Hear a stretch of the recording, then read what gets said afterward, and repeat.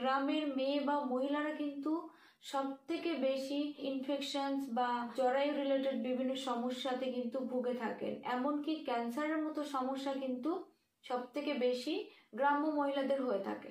তো সেই সমস্ত গ্রামের মেয়ে বা মহিলাদের স্বাস্থ্যের কথা ভেবে এভারটিন একটি ইনিশিয়েটিভ এনেছে, পিরিয়ড কেয়ার অ্যাডাপশন প্রোগ্রাম।